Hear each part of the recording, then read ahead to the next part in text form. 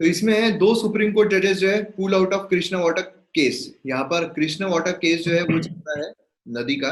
तो यहाँ पर चंद्रचूड़ जो है, जस्टिस बोपन्ना जो है सुप्रीम कोर्ट, उन्होंने खुद को रिक्यूज कर लिया है।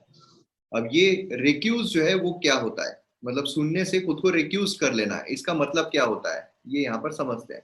एग्जाम के लिए रिलेवेंस अगर हम देखते हैं तो स्ट्रक्चर, ऑर्गेनाइजेशन, फंक्शनिंग जो एग्जीक्यूटिव एंड जुडिशरी की। एंड मेंस के लिए अगर हम देखते हैं critical analyse recusal of the जज। ठीक है।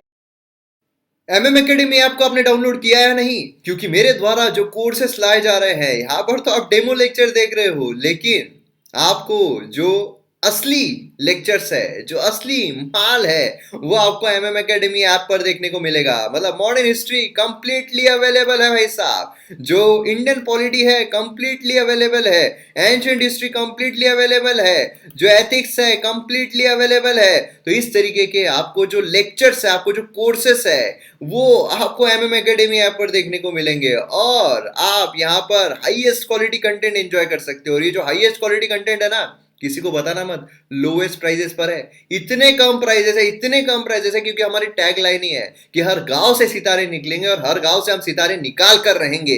इसलिए इतने कम प्राइजेस में कि जो एजुकेशन है, क्वालिटी एजुकेशन है, ये हर गांव तक जाए, हर इंसान तक पहुंचे, और पैसों के वजह से जो एजुकेशन है उसको ना छोड़े, अपने जो ड्रीम्स है उसको ना मारे। इसीलिए हाईएस्ट क्वालिटी कंटेंट को एंजॉय कीजिए आपके मोबाइल फोन में, जहां पर आपको सभी जीएस 1 2 3 4, आप यूपीएससी बोलिए, स्टेट पीएससी बोलिए, किसी भी एग्जाम की अगर आप प्रिपरेशन कर रहे हो, तो आपको ये जो प्रिपरेशन है इसमें 4 चांद, 10 चांद, 15 चांद, 20, 100 चांद सभी आपको यहाँ पर देखने को मिलेंगे। तो इसलिए फटाफट डाउनलोड कीजिए एमएम एकेडमी ऐप और वीडियोस को एंजॉय कीजिए।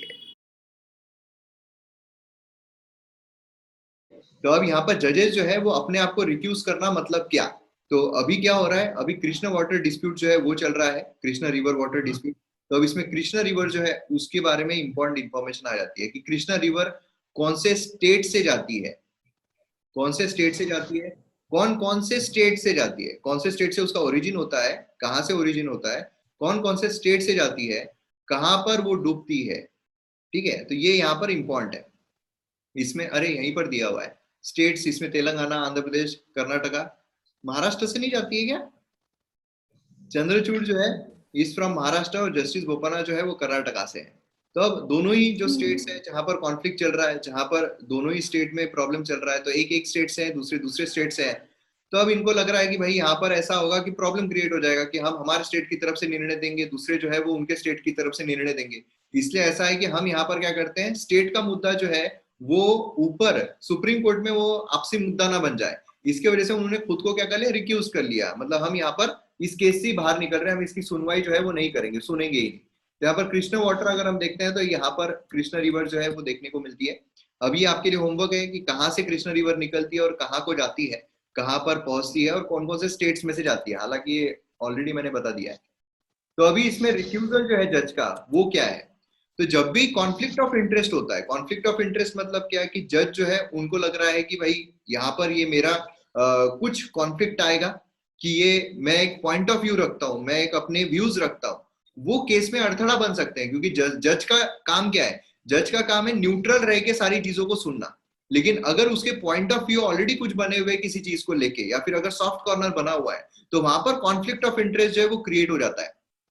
तो यहाँ पर एक एथिक्स का केस भी निकलता है कि जैसे होता है ना, कई सारे केस स्टडीज देखने को मिलती है कि आप एक आईएएस ऑफिसर हो और एक जगह पर समझ लो कि आपकी बेटी जो है या फिर आपका बेटा जो है उसको एडमिशन चाहिए, ठीक है, किसी स्कूल में। और वहां पर वो स्कूल में एडमिशन जो है अगर समझ लीजिए कोई और डिजर्व करता है वो जगह पर, तो क्या आप आपके बेटे को या बेटी को उस स्कूल में दाखिला दोगे किसी और की सीट मार के? तो अब वहां पर आप क्या करोगे? तो कॉन्फ्लिक्ट ऑफ इंटरेस्ट आ जाता है, वहां पर पर्सनल इंटरेस्ट आता है, प्लस जो आपकी ड्यूटी है वो आती है। तो ऐसे इसमें क्या करोगे? तो ऐसे जो है वो सिनारियो क्रिएट हो जाते हैं। जज जो है वो विड्रॉ अब आपके हाथ में रहेगा, लेकिन ये आप आईएएस हो मतलब आपका काम नहीं है यहाँ पर एडमिशंस करवाना, लेकिन आपके हाथ में है कि आप चाहो तो आपके बेटे को या बेटी को एडमिशन वहां पर दिला दे सकते हो। जो एक बायसनेस है वो वहां पर क्रिएट हो सकती थी केस को डिसाइड करने में, उसको हम कहते हैं रिक्यूजल ऑफ द जज। मतलब जज अपना एक पॉइंट ऑफ व्यू ऑलरेडी बनाकर है, या फिर उसका जो पॉइंट ऑफ व्यू, उसका जो परसेप्शन है वो उस केस को हैम्पर कर सकता है। तो जज अगर अपने आप को उस केस से अलग कर लेता है, उसको हम कहते हैं रिक्यूजल ऑफ द जज। बहुत इंपॉर्टेंट ये पॉइंट है, सीधा आ सकता है आपको प्रीलिम्स में भी और मेंस में भी। कॉन्फ्लिक्ट ऑफ इंटरेस्ट अगर एग्जिस्ट हो रहा है तो जज अपने आप को उसे दूर रख लेता है ना। तो ये चीज हमको यहाँ पर देखने को मिल रही है।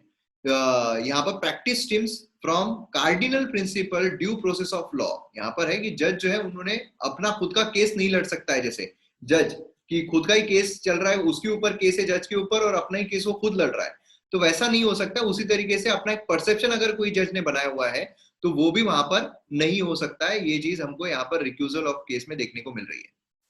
देन उसके बाद यहाँ पर नेक्स्ट जो है वो ये है कि प्रोसीजर क्या है रिक्यूजल की, क्या प्रोसीजर है, कैसे हो सकता है। तो डिसीजन जो है रिक्यूज का, जो रिक्यूजल का डिसीजन है वो जनरली जज के तरफ से ही आता है, जज खुद लेगा, क्योंकि उसका जो परसेप्शन है, उसका जो माइंडसेट है वो उसको पता है ना। ऐसा होता है जैसे कि अगर गवर्नमेंट आपके जो अगर फादर या मदर अगर गवर्नमेंट सर्वेंट है, ठीक है, और अगर समझ लीजिए आपने भी कोई एमपीएससी की या यूपीएससी की या कोई भी स्टेट पीएससी की एग्जाम दी है और आपके अगर फादर या मदर जो है वो गवर्नमेंट सर्वेंट ऑलरेडी है, तो ऐसे सिनारियो में अगर आपके मदर या फादर उस इंटरव्यू में जाते हैं इंटरव्यू लेने के लिए, लेकिन अगर आप भी उस इंटरव्यू में हो तो आपके जो फादर है या मदर है वो इंटरव्यू नहीं ले सकते हैं, उनको अपने आप बैकआउट करना पड़ेगा।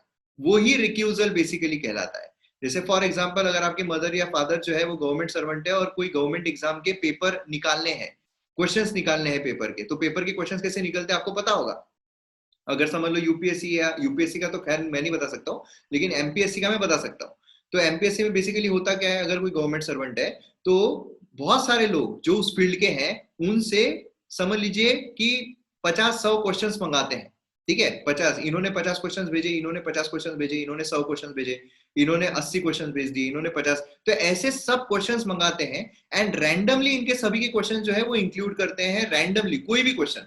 ऐसा जरूरी हो सकता है कि इनका एक भी क्वेश्चन ना है, हो सकता है कि इनके 50 में से 30 क्वेश्चन आ जाए, हो सकता है कि इनके 80 में से 2 क्वेश्चन आए। तो ऐसे रैंडमली जो है वो क्वेश्चंस को मिक्स किया जाता है और इस तरीके से 100 क्वेश्चन या 150 क्वेश्चन या 200 क्वेश्चन जितने भी क्वेश्चन है वो बनाए जाते हैं।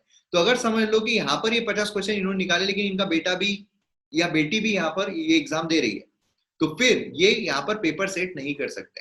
तो पेपर बेसिकली कोई एक इंसान सेट नहीं करता। तो इस तरीके से रिक्यूजल होता है और जज जो है अपने आप को इससे बाहर कर देते हैं। और कोई भी फॉर्मल रूल जो है यहाँ पर नहीं है रिक्यूजल का कि फॉर्मली यहाँ पर इस तरीके से होगा, जज को निकाला जाएगा, ऐसा नहीं है। जैसे जज का रिमूवल होता है वैसा कुछ भी यहाँ पर देखने को नहीं मिलता है। तो जज को यहाँ पर रीजन जो है वो देना पड़ेगा। कोई भी एक्सप्लिसिट गाइडलाइन नहीं है यहाँ पर ये प्रोसीजर को कंट्रोल करने की। इसलिए क्या है कि यहाँ पर बेसिकली उसके ऊपर रखा जाता है कि हमको यहाँ पे कैसे निकलना है, मेरा एक माइंडसेट बना हुआ है, मेरा यहाँ पर एक परसेप्शन बना हुआ है, मेरा एक व्यू बना हुआ है, या फिर मैं इस पर्टिकुलर स्टेट से बिलोंग कर रहा हूँ, स्टेट ही यहाँ पर लड़ रहा है, तो इसलिए मैं चाहता हूँ कि मैं इस केस पे ना रहूं ताकि मैं एक अपने व्यूज ना दूं। अगर समझ लो सही में अगर महाराष्ट्र गवर्नमेंट सही है और अगर महाराष्ट्र गवर्नमेंट के फेवर में डिसीजन आ गया तो वो हो सकता है कि लोग उन पर ब्लेम करें। आर्टिकल लिखने वाले तो है ही बहुत सारे, द हिंदू में, इंडियन एक्सप्रेस में करने लग जाएंगे, देखो ऐसा है, अब तो जज भी ये हो रहे हैं। ऐसा ना हो इसलिए भी अपने आप को अलग कर लेते हैं। कुछ जजेस जो है रिवेल करते हैं उनके मोटिवेशंस ओपन कोर्ट में कि भाई ऐसा ऐसा है, और कुछ जजेस जो है वो चुपके से निकल जाते हैं सिर्फ इतना बोल के कि मेरा एक परसेप्शन बना हुआ है और मेरे को यहाँ पर नहीं रहना है। अब यहाँ पर कंसर्न क्या है, कंसर्न जो है वो देखने को मिलता है कि जजेस जो है कभी कभार कंपेल किया जाता है कि रीजन दो क्यों आप निकल रहे हो, क्यों यहाँ पर ये हो रहा है ना। क्योंकि वो कॉन्स्टिट्यूशनल ऑब्लिगेशन ट्रांसपेरेंसी और अकाउंटेबिलिटी से बाध्य है कि कॉन्स्टिट्यूशन ही बोल रहा है कि भाई जजेस जो है उन्होंने ट्रांसपेरेंट रहना चाहिए, अकाउंटेबल रहना चाहिए। इसलिए अब यहाँ पर उन्होंने उनका रीजन बताना चाहिए। अब उनको अगर पर्सनल रीजन नहीं बताना है तो नहीं बताएंगे। इंडिया में कोई पर्टिकुलर लेजिस्लेशन नहीं है कि जजेस के रिक्यूजल को मैंडेट किया जाए, तो ये पॉइंट बहुत इंपॉर्टेंट है। ये सीधा पॉइंट आ सकता है कि in India there is particular legislation that mandates जज रिक्यूजल, तो ये ऐसा नहीं है, ठीक है। लॉयर जो है वो अनफेयर एडवांटेज ले सकते हैं कि भाई अपने आप को निकाल दो, ये सारी चीजें फेवरेबल आउटकम नहीं आ रहा है। तो रिक्यूजल जो है उसमें सर्कमस्टेंसेस जज जो है वो मतलब बेसिकली ऐसा नहीं है कि फाइनेंशियली कुछ प्रॉब्लम है या ऐसा कुछ है, जज को लग रहा है, अगर जज की ऐसा है कि नहीं भाई इसे निकल जाना चाहिए तो निकल सकता है। कोई भी गाइडलाइन, कोई भी लेजिस्लेशन हमको इसके बारे में देखने को नहीं मिलता है। यहाँ पर रिक्यूजल जो है उसको एब्डिकेशन ऑफ रिस्पॉन्सिबिलिटी भी कहा जाता है। मतलब यहाँ पर ऑटोनॉमस जो ड्यूटी है वो अपने आप यहाँ पर छोड़ रहे हैं, है ना। लेकिन एक प्रॉपर जजमेंट जो है, एक प्रॉपर जजमेंट मतलब सही जस्टिस जो है वो डिलीवर होना चाहिए उसके लिए। इंस्टेंसेस अगर हम देखते हैं कि पहली बार ऐसा हुआ है, ऐसा अगर आपको क्वेश्चन आ जाए कि ऐसा पहली बार हुआ है कि जजेस जो उन्होंने रिक्यूज किया है हाल ही में 2022 में या 2021 में या 2020 में या 2019 में, तो ऐसा नहीं है, पहले भी हुआ है। ठीक है, मतलब Ashok Kumar Yadav versus state of Haryana देखने को मिला है, जहां पर फंडामेंटल प्रिंसिपल जूरिस्प्रूडेंस का देखने को मिला, खुद से ही केस से हट गए।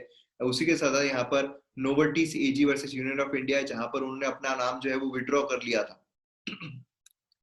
तो ये देखने को मिलता है। देन उसके बाद यहाँ पर जजेस जो है क्या वो रिफ्यूज कर सकते हैं रिक्यूज से, मतलब अगर कोई उनको बोले कि भाई नहीं तुम तो यहाँ पर तुमने हट जाना चाहिए, यही सही है, अगर कोई उनको प्रेशराइज करे तो क्या वो अपने आप को रिफ्यूज कर सकते कि नहीं मैं ये केस तो रहूंगा ही, मैं ये केस जज करूंगा ही। तो एक बार अगर रिक्वेस्ट होती है रिक्यूजल की, तो डिसीजन जो है रिक्यूज और नॉट ये जज पर डिपेंड करता है। किस पर डिपेंड करता है? जज पर डिपेंड करता है, बहुत इंपॉर्टेंट पॉइंट है। कुछ इंस्टेंसेस है जहां पर जज जो है वो रिक्यूज हुए हैं कॉन्फ्लिक्ट ना होने के बावजूद। ठीक है, तो ऐसा भी कई बार हुआ है, मतलब बेसिकली जज जो है उनके ऊपर होता है, जज को अगर लगता है तो वो हो जाएगा। अब जज कभी कभार ऐसा भी होता है कि घर पे कोई बोल रहा है कि चलो बाहर छुट्टी मनाने के लिए जाएंगे, और फिर जज को ऐसा लगा कि यार मेरे को तो एक केस मिल गया है, तारीख पे तारीख बढ़ती जा रही है, तो मैं अपने आप को रिक्यूज कर लूं। खैर ऐसा इंस्टेंस देखने को नहीं मिला है, ये तो मजाक की बात हो गई।